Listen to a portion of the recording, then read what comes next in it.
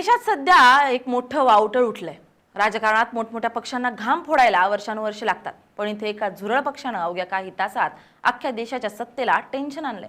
Cockroach जनता party नावाचे हे काही डिजिटल वादळ आलंय, त्यांना सोशल मीडियाचे सगळे रेकॉर्ड मोडून थेट भारतातल्या सध्याच्या सर्वात मोठ्या राजकीय पार्टी असणाऱ्या भाजपला मागे टाकलंय। अवघ्या 2च दिवसात या पक्षानं 11 मिलियनहून अधिक म्हणजे 1 कोटीहून अधिक फॉलोअर्सचा टप्पा पार केलाय आणि सत्तेला आव्हान दिलंय। तरुणांमध्ये सोशल मीडियावर सगळीकडे कॉकरोच जनता पार्टीने धिंगाणा घातलाय, पण हेच वावटळ सत्तेला सुरुंग लावणार असं वाटतंय। सत्ताधाऱ्यांना ही कॉकरोच जनता पार्टी निवडणुकीत भारी पडणार का? दिल्लीला घाम फोडणारी ही पार्टी नेमकी काय आहे? अवघ्या काही तासातच इंटरनेटवर सगळ्यांना धूळ चाटायला लावणारी ही पार्टी खरंच सत्ताधाऱ्यांना धुळीत मिसळणार का? याचा सरकारवर काय परिणाम होणार पाहूयात या व्हिडिओच्या माध्यमातून। नमस्कार, मी स्नेहल चौधरी, आपण पाहत आहात LS मराठी। 15 मेला देशाचे सरन्यायाधीश सूर्यकांत यांनी एका कोर्टाच्या सुनावणी दरम्यान बेरोजगार तरुणांची तुलना कॉकरोचशी केली। त्यांनी म्हटलं, बेरोजगार तरुण झुळांसारखे असतात, ज्यांना रोजगार मिळत नाही किंवा व्यवसायात कोणतेही स्थान नसतं। त्यातील काही मीडियात, काही सोशल मीडियात, तर काही माहिती अधिकार कार्यकर्ते बनतात आणि सर्वांवर हल्ले करत सुटतात। देशातल्या जेनझीला हा अपमान चांगला जिवारी लागला। तेव्हा बॉस्टन युनिव्हर्सिटीमध्ये शिकणाऱ्या अभिजित दिपके या 30 वर्षीय मराठी पोरानं ट्विटरवर एक पोस्ट टाकली। जर तुम्ही आम्हाला झुरळ म्हणताय तर सगळे झुरळ एकत्र आले तर काय होईल? या एका पोस्टला पोरांनी इतका खतरनाक प्रतिसाद दिला, तिथूनच जन्म झाला कॉकरोच जनता पार्टीचा। या पार्टीनं भाजपचा अवघा काही तासातच सोशल मीडियावर ही दी एंड केला। भाजपने त्यांच्या अधिकृत इंस्टाग्रामवर आजवर 18,000हून अधिक पोस्ट टाकून 8.7 मिलियन फॉलोअर्स जमवलेत, पण आपल्या कॉकरोच पार्टीनं फक्त 56 पोस्टमध्ये 11 मिलियनचा आकडा पार केलाय। कोट्यावधी भारतातील तरुण लोक या पक्षामध्ये सामील झालेत। या पक्षात सामील होण्यासाठी तृणमूल काँग्रेसच्या महुआ मोइत्रा आणि कीर्ती आझाद सारख्या मोठ्या नेत्यांनी सोशल मीडियावर अर्ज केलेत आणि पक्षानं त्यांना मजेदार रिप्लाय देत पक्षात घेतलं सुद्धा।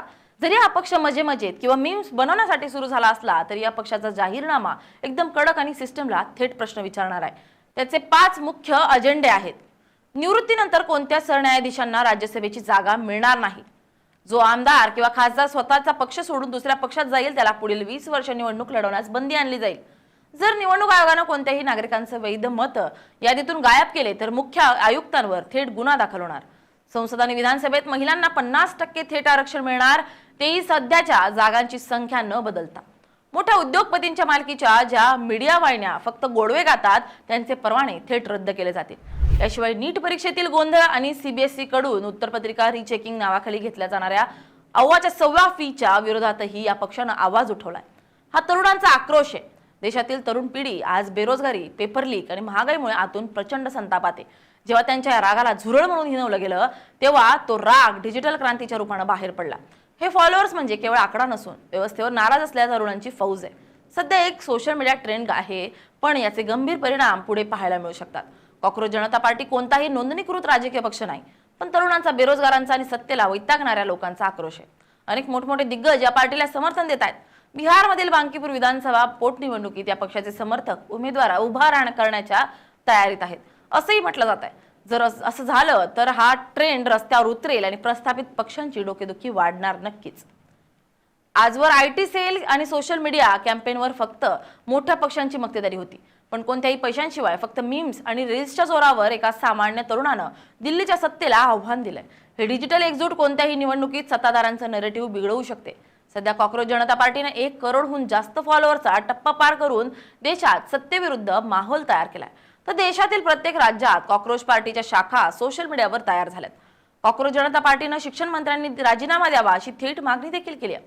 थोडक्यात सांगायचं तर अणुबॉम्बच्या स्फोटानंतरही जगात जर कोणता जीव जिवंत राहू शकतो तर तो झुरळ असतं असं म्हणतात। तरुणांनी याच संकल्पनेला आपलं हत्यार बनवलंय। तुम्ही आम्हाला सिस्टम मधून कितीही बाहेर काढण्याचा प्रयत्न करा, आम्ही पुन्हा जन्म घेणार आणि आमचा हक्क मागणार। हाच या पक्षाचा सर्वात मोठा संदेश आहे आणि डिजिटल विद्रोह येत्या काळात काय वळण घेतो हे पाहणं महत्त्वाचं ठरेल। Bureau report LS Marathi.